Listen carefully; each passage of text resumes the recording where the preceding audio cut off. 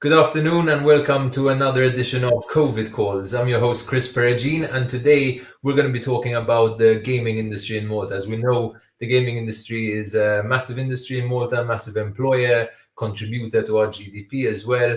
And we've got a number of very interesting guests today to help us assess how COVID is affecting this industry, what regulation is in place to sort of help protect jobs, and also maybe what are we learning from COVID, how things have changed. So I just want to start introducing the guests. So we've got Heathcliff Farrugia, who is the CEO of the Malta Gaming Authority. Hello, everyone. Hi, Chris. Okay, we've got Enrico Bradaman, I think, Bradamante from iGen, right? The chairman of iGen, which is a representative body of various gaming companies in Malta. And we also have Corinne Valletta from Betson. She's the general counsel, so the legal advisor of Betson. Hi, guys. Can you all hear me? Yep. Hi. Yes. Okay, great. Thank you very much for joining COVID Calls. We'll get right into it. We only have 40 minutes, and I'm sure we might get some questions from the public as well. So I'm going to ask some questions. So Heathcliff, let's start with you. From the regulator's perspective, what is the most important thing at the moment? To protect jobs or to limit the amount of gambling taking place while people are in quarantine? Well, Chris, both are important. However, as a regulator, we start from the latter. So for us, for the time being, even in this crisis, protecting the players is one of our pillars. It's one of the reasons why regulators exist. So even in normal circumstances, protecting the players is always key. Then in these circumstances, it's even more important. And we've seen even, I'm sure we're going to touch base on those as well, but we've seen even a number of announcements we issued. And if you look at all regulators practically, or regulators around the world, then obviously the approaches vary. However, protecting players, especially in these circumstances, is always important. Then, as you correctly stated in the beginning, obviously gaming industry, especially in Malta, but not just in Malta, is a major contributor to the economy. And so each and every government will obviously be interested in protecting the jobs, like it would be interested in protecting the jobs of any other industry which is contributing to a country. How many people are employed in this industry? We are circa 10,000. We calculate just above 7,000. We call them the direct employees, so those who are employed in the industry. And then there are 3,000 who are in the service industry, so companies who are offering services to the gaming companies. Okay. Enrico, you represent many of the biggest operators in Malta. We also hear from a particular operator, which is Betson, which I believe is the largest in Malta as well. But from your perspective and the perspective of the industry, what kind of hit have you taken? So has there been a big economic hit? Some people think that whatever was lost in the sports betting was gained in the people having more time on their hands and more online gambling. Is that the case? So good afternoon, Chris and everyone. To answer your question, it really depends on the operator or the company, the supplier. As everybody knows, most sporting events have been either cancelled or postponed.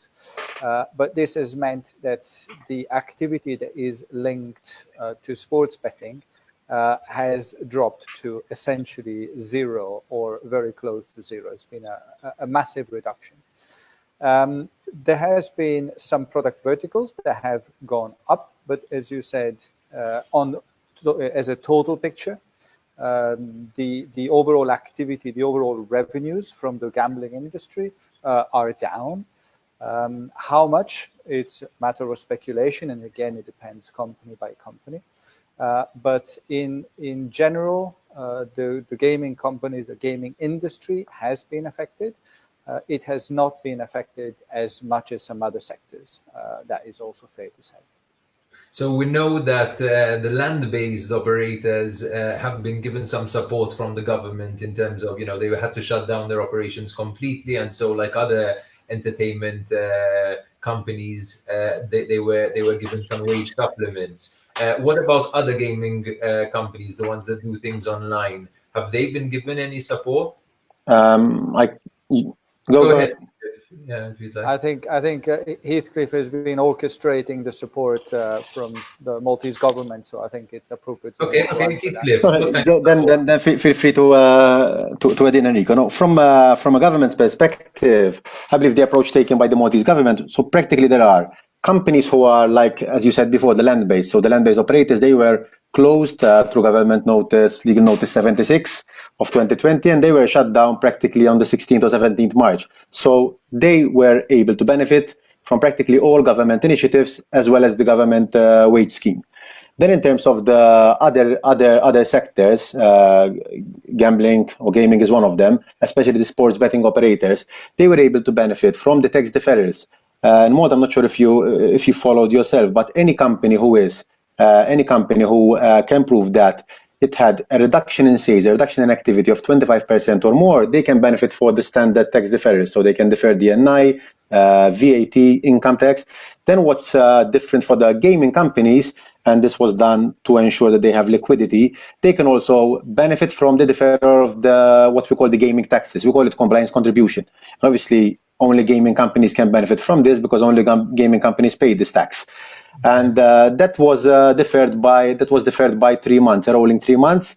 And the scope of that was to give more liquidity, because as Enrico said before, there are different types of operators, even in the sports betting. Some operators had a huge drop, but some of operators still managed to generate some form of revenue through some different type of sports, perhaps esports or virtual sports. So at least through the tax deferral, we made sure that in terms of liquidity, at least the money they are able to generate, that remains as cash for the company to pay salaries and other expenses. I'm not sure if you want to add anything more, Enrico. Maybe I can ask Enrico, like, what has this translated into in real terms for the industry? Are there still any mass layoffs? Are there are salaries being reduced? Are working hours being reduced? What are you hearing from the ground? I would say, by and large, there has been, so for sure, there's not been mass layoffs especially on the online gambling sector. There's been a few companies who have laid off a few staff, but that has been the vast minority. So by and large, the gaming companies have been able to absorb this current downturn in revenues. And to be, I would say, good corporate citizens by ensuring that the staff is protected, and it's also been put to some good use. So, for example, a lot of the companies have catering staff that would serve lunches and breakfast to employees in normal times, but now they have kept that personnel in employment, and they have been providing food for the hospital staff, for example. Wow, so there's been a lot of spontaneous initiatives to try to help each other, as well as some coordinated initiatives that the whole gaming industry has put together to help Malta in this time of need. Okay, Corinne, you represent a multinational company that is, I believe, Betson, I believe, has offices in I believe almost a dozen countries in the world. What kind of measures are you seeing in other countries as opposed to, we discussed the ones in Malta. I'm quite aware that there are some countries that have been quite aggressive, not in protecting jobs, but in trying to reduce the amount of gambling, right? Yes. So reducing how much people can spend and reducing as well, and in some cases actually not allowing online gambling, right? Yeah. What is the experience that you're seeing compared to Malta? Mm-hmm. Well, starting off from what Heathcliff said, I mean, obviously a concern of a regulator at this time is that customers would be, have more time on their hands, so they would be automatically, you would assume that they are gambling more, and I think that is a very rightful assumption to make. So I understand the concern of regulators in that sense, and we have seen some initiatives. The MGA has sent us out a questionnaire to explain to them what kind of extra initiatives we will be taking during these times, and we have had similar approaches in other jurisdictions. I mean, the United Kingdom, for example, is proactively asking us a lot of questions on comparing our business from a responsible gaming approach of how we are dealing with it at the moment, as opposed to how we were dealing with it a year ago, for example, to show if there are any differences. And it's actually confirmed that the Gambling Commission is going to be undergoing an audit of our websites to actually understand what we are doing different, to make sure that we have the situation at hand. We've got other regulators like Spain have taken drastic measures in the sense they have blocked all advertising as long as the state of alarm continues, which obviously does have an impact on the business. And then we've got a country like Latvia, for example, which has actually suspended all online gambling licenses, which is obviously a big hit for people who are regulated there, for operators that are regulated in Latvia, which we are one of them. And that is obviously extremely disappointing, because you know that unfortunately the black market will not be blocked by the Latvian regulators, because they do not have the teeth to block illegal operators, so they only block operators like us that are complying with the law. So that is. So Corinne, have moves like that translated into more job losses? No, not directly. I mean, obviously I speak for Betson over here. I mean, Betson is a strong company. We have high margins. We have strong growth. We are in a position to withstand the pressure from an emergency situation like this, at least for some time, right? I mean, obviously, if this sustains itself for a very, very long time, then we will start seeing some impact. But we'll talk about projections. We'll talk about projections soon. But first, I want to continue on the subject of advertising and regulation. Heathcliff, I know you issued a statement warning and cautioning about the increased the possibility of increased gambling and vulnerable people to gambling, etc. What are you seeing? Like, have you seen any operators breaching the law more in this case in terms of social responsibility? Well, Chris, like any other industries, you have the good actors and those who we can call, I wouldn't say bad actors, but not necessarily so good actors. So if you look at the notice we have issued, we reminded operators that they are legally obliged. So one of the responsibilities they have is to be socially responsible. And that is not, it's not optional. It is an obligation on them as operators. And we issued it specifically to make sure that none of the operators, none of our licensed operators sort of took advantage of this crisis, this pandemic. So for us, we considered, obviously we discussed it internally, and we came up to the conclusion that anyone who uses COVID-19 or anything related to COVID-19 to take advantage or to advertise, to promote any new promotion, new campaign, that for us was considered socially responsible. So we issued the notice. We made a public notice to make it very, very clear, amply clear to the licensees that it wasn't allowed. And then obviously, since I would say, and to be very, very honest, the vast majority of our operators obviously complied, and many of them even sent us emails, sort of to thank us for issuing such a notice. I remember even having discussions with Enrico, who represents IGN, who they also felt that it was needed to make sure that ultimately we protect the image of the gaming industry per se. However, then obviously, what examples have you seen that have put that image in question?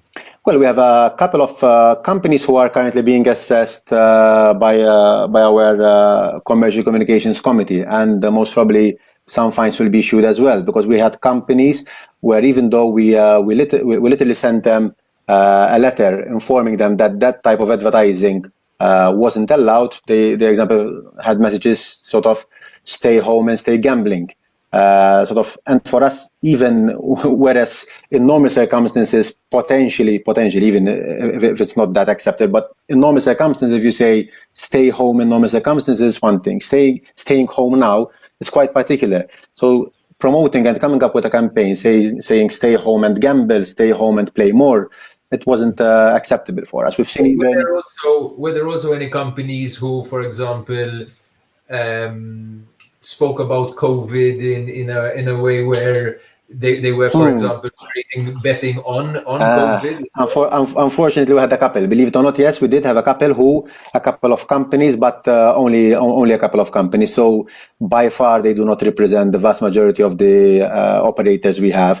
But then, yes, we had a couple of socially responsible operators, in our opinion, who came up even with bets on the actual COVID. So when a particular country will have schools opening, some of them even went as far as trying to predict the KPIs vis-a-vis sort of the deaths vis-a-vis the infected and stuff like that. But for us, it was totally unacceptable. So on those, can I ask Enrico? Yes. Like, do you see why these things are socially responsible as well? Do you agree with for example, there being not allowed to have bets on when the COVID era comes to an end, for example? Like, why is that important for the industry? No, I mean, I absolutely concur with Heathcliff, and we've been working very closely together on this, and on also an element of self-policing.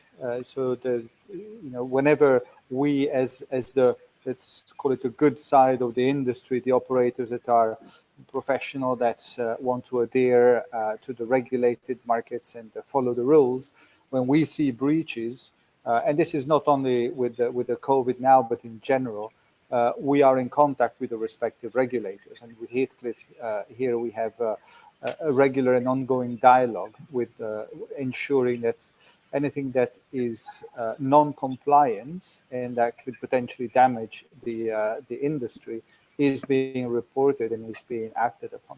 Okay, and what about Malta as a jurisdiction? There were some questions about how many companies are going to stay in Malta, even before COVID, right? There were some issues where some companies were downsizing, some companies were laying staff off, some companies were merging and making changes over there. Does that have anything to do with the reputational damage that Malta has encountered over the years, or is that just normal business transactions in the gaming industry? And will that therefore have an added effect with COVID, right? So if some companies were struggling beforehand or making changes or downsizing beforehand, is that going to be even worse now? So you cover a lot of ground in that short sentence, right? And, yes. And I don't think all of these are necessarily connected, these events. Okay. So certainly companies, individual companies, are going through their own cycles of growth, of struggling for further growth, of acquisition, of sale. And as part of these mergers and acquisitions, it's inevitable in any industry, including in our industry, or when a company's margins or growth rates are not the same, that the management of those companies are taking action to improve the financial performance of those companies. So that was happening before COVID. That is going to continue to happen. So I think this is one statement. With regards to, let's say, the reputation of Malta as a country, as a jurisdiction, this has been a long-standing topic of conversation that we have engaged with the government. And that is certainly affecting negatively us as professionals and as companies in Malta. And that has been addressed, but needs to be addressed more. And I'm just going to mention one big project, which is Moneyval, that is happening now, that needs to continue to happen now to avoid Malta becoming a grey or blacklisted jurisdiction. Yeah, so to provide some background to the listeners, we actually had the finance minister and the MFSA and the FIU on COVID calls last Friday, I believe, where they spoke about Moneyval and why it's so important to address some of the concerns raised about Malta, so that Malta does not get grey listed or blacklisted. But Corinne, I'd like to hear from you as an operator. Why does that matter? So in reality, why is it so important for Malta to prove its credentials in fighting financial crime to a company like Betson? Well, for a company like Betson, it's I mean, I cannot stress enough the importance of this. I mean, Betson based itself in Malta. We obviously have licenses in a number of other jurisdictions around the world. We have offices in a number of other jurisdictions in the world. We also have companies in other jurisdictions. But that is also always from a structural perspective. Our head office is in Malta. We are a listed company on the Stockholm Stock Exchange. And the fact that we have our base in Malta, needs to continue to count for something. I mean, I cannot be more frank than I'm being. So we need to continue. I mean, Malta, obviously, when Malta started out as a gaming, as a place for the gaming industry in 2004, that came from the fact, that it was obviously building its reputation as a member state of the European Union. It had an extremely robust regulation back then, even before even other jurisdictions thought even about regulating the gaming industry. And we need to keep up that good reputation. But the operators.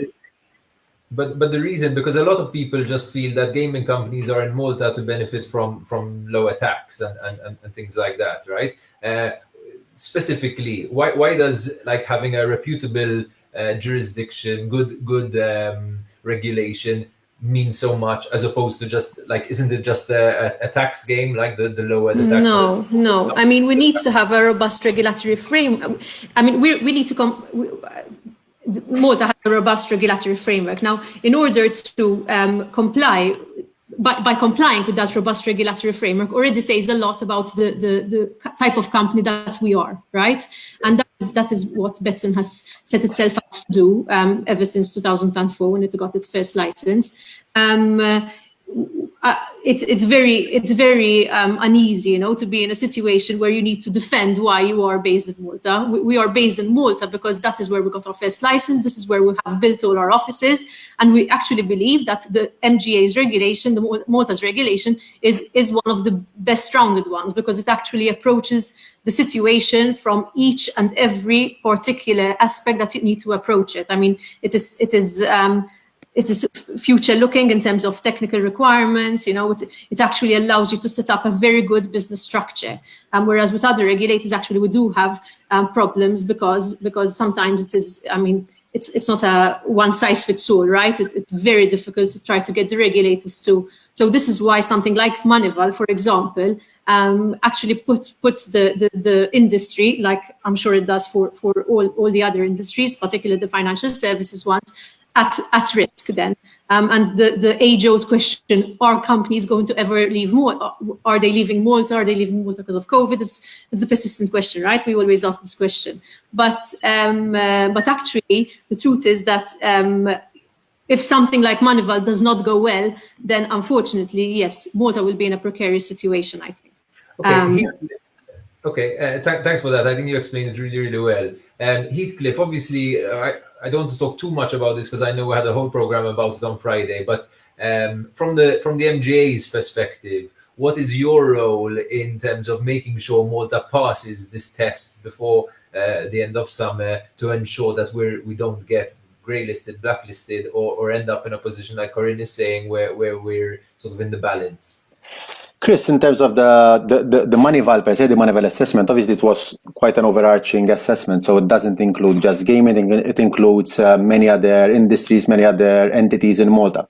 If you allow me, in terms of gaming per se, we prepared so well for this exercise that, to be honest, we scored very well. So in terms of Manival, even when Manival came to assess the MGA, the work we do as MGA, they were honestly impressed, and they told us that sometimes they even met with banks who did not have TARA checks as much as the MGA does. The amount of checks we do when it comes to onboarding an operator, the checks we do in terms of the EDD, the UBOs of a company, the checks we do are quite thorough. So from a gaming perspective, and in terms of also the gaming operators they visited, because when they did the assessment, they did not just visit the MGA, they visited even a number of operators. They were honestly impressed. Most probably they were looking for something different, or they had a different perspective about the country. But for gaming per se, we scored very well. Then as a country per se, obviously there are a number of areas where they remarked that there were a number of improvements required. But what I can assure you is that as a country, and obviously I'm involved in a number of meetings where we discuss as a country, not just as gaming, even in the NCC, the National Coordinating Committee, I can assure you that Malta is working very hard to work on the recommendations of Manival, and a number of them, I'm sure you discussed them even last week. The vast majority of them were completed already. However, there are a couple of them which still require some work, but I know that as a government they are focusing on them to make sure that they achieve a good scoring on them as well. Okay, Corinne as well, and I'll ask Enrico this as well. In terms of diversifying your business model, so we have a question over here, which is, that the sports issues are going to be with us for a while, right? In terms of being able to go back into stadiums and things like that. So at the moment, what is your priority? Is it to diversify your business model away from sportsbook, or is it to bring sportsbook back as soon as possible, perhaps even with things like esports? No. Well, I guess we're doing, in a way, a bit of both. Betson is primarily a casino company. Our revenues come around 75% of them come from online casino, and that is so far untouched in the sense that unless we see, initiatives like the ones seen in Latvia or Spain, and we see too many of them where we have prohibitions in that sense. But in terms of sports betting, yes, we immediately started trying to increase the pool of where our sports betting revenue can come from, and that is where, to be honest with you, certain projects that you maybe had on hold in the past and whatever, and now all of a sudden they become urgent. So. All of a sudden, we're doing more esports and more virtual sports, and all hands on deck, in all aspects of the business to try to put those products live as soon as possible. And this is where it is important, obviously, to have support of regulators such as the MGA in order to make sure that all our operations continue to be authorized and get the right approvals in that sense. Okay. So yeah, I think I would say that we did a bit of both.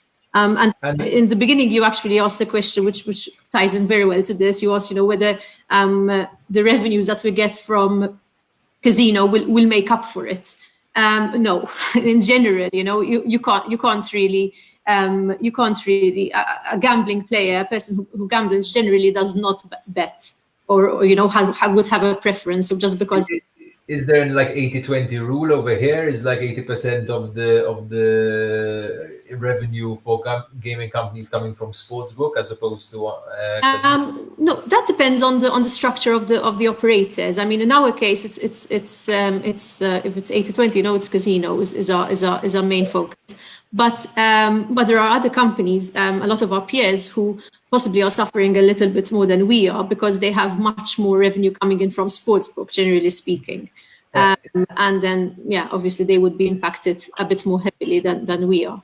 Okay, Enrico, what are the aspects of esports that are interesting? Like, is this an area that a lot of your member companies are exploring, and do they see any dangers with it? I would say that so all these, let's call them new, they're not new, but we talk a lot more about them, be that esports or virtual sports. Those are the alternatives, the new alternatives that we've been talking about more. But those are very different products when it comes to the players. Esports is again very different from sports, in the sense that there is the sportsbook player, the sportsbook punter is a person that is really passionate about the sport, about their team, that follows, that has the insights. There is a whole experience around that. There is a cadence. You have the games on the Saturday, on the Sunday. So it's a different type of person, even though they might be betting ultimately on a football game. But how they are reached to that point is a completely different journey. So the operators are trying to propose to their players, be that virtual sports, which is an RNG, it's essentially a computer-generated version of the sports with a visual appeal, and the esports. And for sure, some players are trying those, and of those who are trying, some will stay and will get passionate about this new product. But we have to accept that they are different. They are fundamentally different. And when Heathcliff, thanks for that, Enrico. Heathcliff, from a regulatory perspective, what is important about esports? Is there the same sort of rigorous, regulation over there? Well, a couple of weeks ago, we issued even a notice on our website, which was aimed at our licensees. So practically, when it comes to esports, Chris, it is different. As Enrico said, it's different. Whereas esports existed for a couple of years already, but it is still different from the traditional sports. And our worry as regulators is that you don't have, whereas there are the esports association, there are some associations, but you don't have, for example, the FIFA, the UEFA of this world, who are literally issuing regulations and making sure that players are held accountable for their actions. So in the absence of that, our notice was precisely giving a notice or even a warning given to operators to make sure that they only offer bets on reputable tournaments. There are an endless amount of esports tournaments, but not all of them are reputable. Even if you look at, obviously internally we receive suspicious bets. More than half of the suspicious bets, in any case, come always through esports. Why? Because obviously the type of game is not that regulated, so there aren't enough controls. Then let's keep in mind that there are then the fully blown tournaments, which they are fully controlled. They do even dope testing of the players. They have proper odds. So there are properly set up esports tournaments, and our notice was specifically to inform operators to make sure that even in these current circumstances where practically, for example, for some operators, esports is the only source of revenue for the sports book, given that the rest of the traditional sports is not available. But even in these circumstances, operators need to make sure that they are offering their bets on reputable tournaments. What about sports in general? Heathcliff, do you have any projections? I know I'm not much of a sports buff myself, unfortunately, but I have heard that there are a number of leagues and things that are starting to Yes. that are planned to start again. Many of them without any spectators, any fans, and just doing it sort of behind closed doors, so to speak. Yes. When do you think things will get back to normal, and how are you seeing these projections? Well, for the time being, Chris, it all depends. They are, as you said, projections. So it all depends on how this pandemic keeps being controlled or keeps developing. What we've seen is that, for example, Bundesliga, the first to proceed, they seem. So Bundesliga, we've seen that they are looking at 9th or even mid May to open their league, but obviously without spectators. So if you look at spectators, what we've seen is that even Spain are looking potentially to have spectators by the end of the year. Italy, they are looking to have spectators perhaps in March of next year. But even there, Serie A, they are looking at opening Serie A potentially towards the end of May.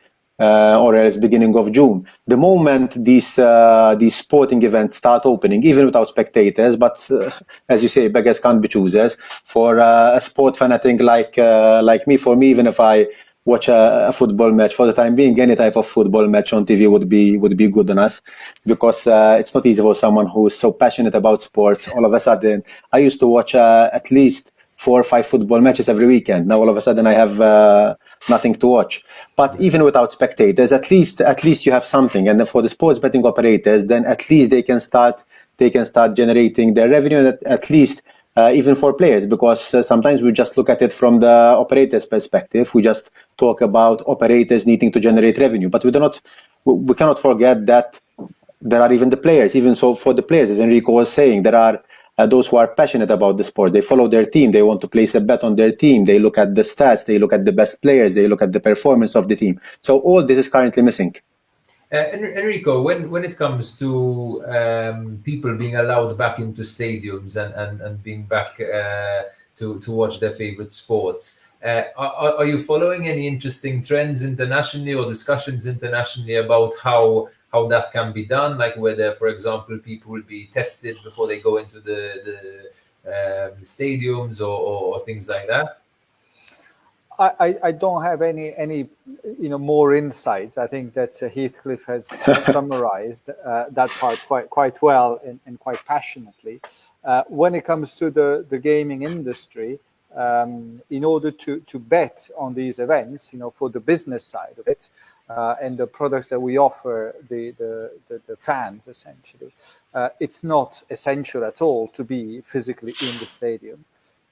So as soon as the sporting events will restart, the betting that goes around the sporting event will also restart.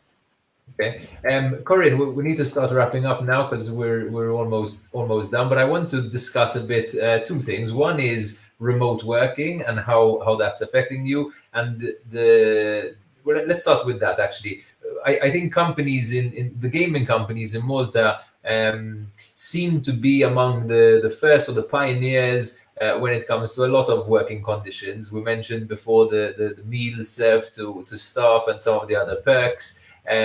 Remote working was this one of them, and how has COVID changed the approach to remote working? Yeah, well,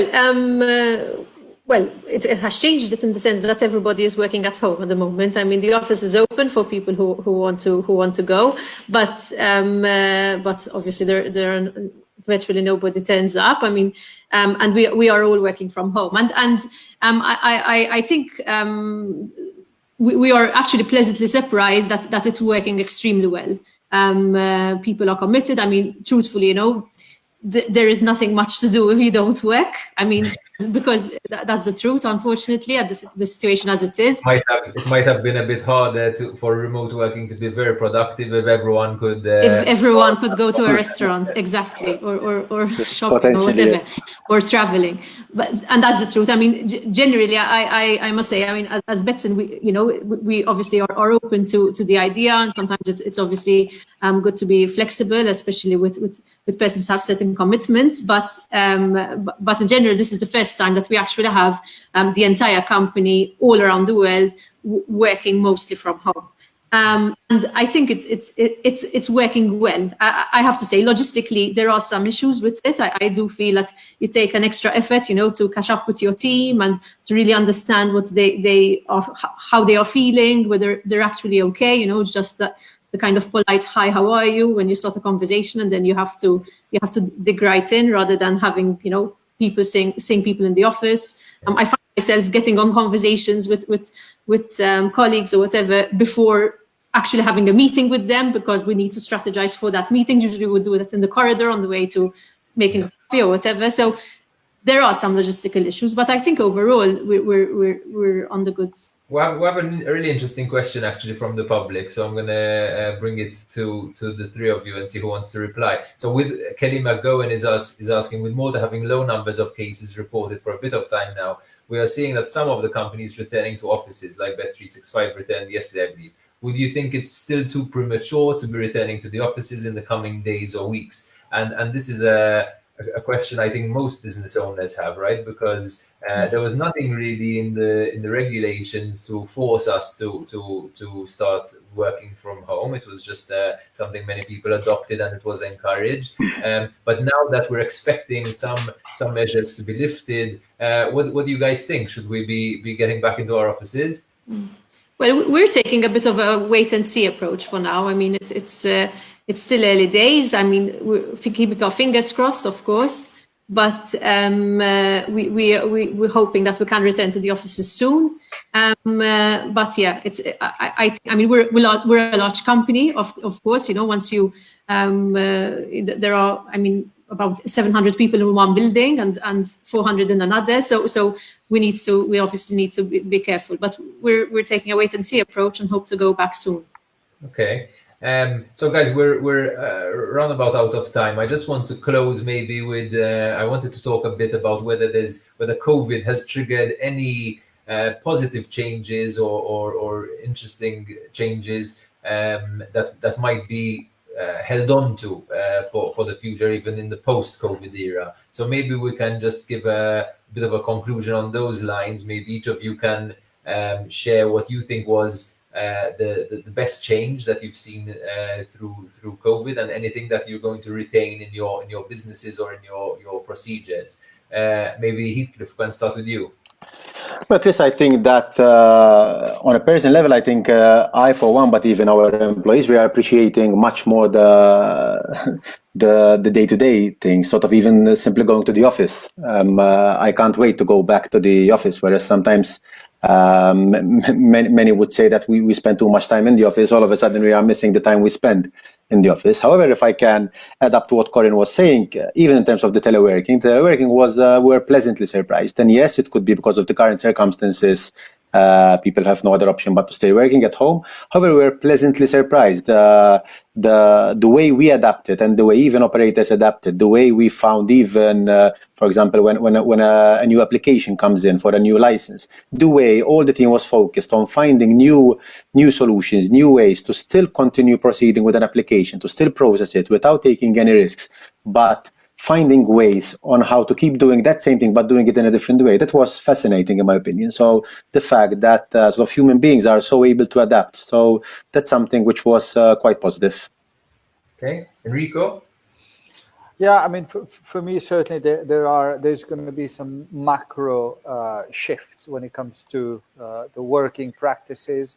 I cannot see companies going 100% back in the office. I will think that there will be much more flexible arrangements will be expected going forward. We are in an extreme now with 100% or thereabouts working from home. And we were in another extreme, but as both Heathcliff and Corinne have said, I completely concur with that. The efficiency gains and cost savings of having more flexible arrangements are there to stay. And in general, anything that is online in this post-COVID is getting a boost. So I think overall, the online gambling industry will be helped. Again, some of those players that normally would play, in the casino, in the physical casino, they will go to their sports betting shop to place the bet. Now they will try online, and some of them will stay eventually, even when those venues will reopen. So I think we will see a positive effect over the medium-long run. Positive for the business owners, not necessarily for the for the community, right? But that's something to be debated. Corinne, from your end, I mean, there is what Enrico just said, right? Betson is predominantly a casino company, and obviously, your competition is land based, and now that's you're being given a bit of a benefit over there. What other changes are you seeing that are positive? Yes. Well, honestly, I don't consider the land-based operators my competitors at this stage. It could happen in the future, but at this stage, we're in two very different. We appeal to very different types of customers. Yes. So I don't think it's. But anyway, that's something to maybe think about in the future. As in what I was positively kind of impressed by. I mean. It's cliche, I guess, but it's at the same time it was nice, to see the day one of COVID. I mean, one day we went to the office. By the afternoon, we had taken a decision to send everybody home. The next week, we started working from home, and all of a sudden, you see the agenda's changing. We need to up esports, we need to up virtual sports, and you see all the tech teams, all the product teams, all the commercial teams coming together, drafting a new marketing strategy, making sure that we have the right controls in place. From my perspective, from a legal perspective, we have legal all of a sudden prioritizing new contracts with new suppliers that we never even thought, were on our radar, and that coming together spirit to make sure that the business keeps on thriving, which is nice. I mean, and that's aside from the fact I think that we were really impressed with the level of kind of response we got and how everything is working so well with the remote situation. Super. Thank you very much, guys. This was a really great conversation. I hope it was useful to all the viewers at home who follow the gaming industry and are maybe a part of it. So thank you very, very much. I'm going to zap you out while I give a bit of a conclusion. Thank you. For being with us. So that was COVID calls about the gaming industry. Thanks for watching. Just a bit of a roundup of some of the interesting points we spoke about. How important the gaming sector is to Malta's economy, and why saving jobs has been quite important, which is why the government has helped in terms of tax referrals and other measures. We also spoke about the dangers of online gambling in a moment like this for the country and for the world, where potentially more vulnerable gamers go online and start to gamble, which is why the regulator has issued a number of notices to restrict that.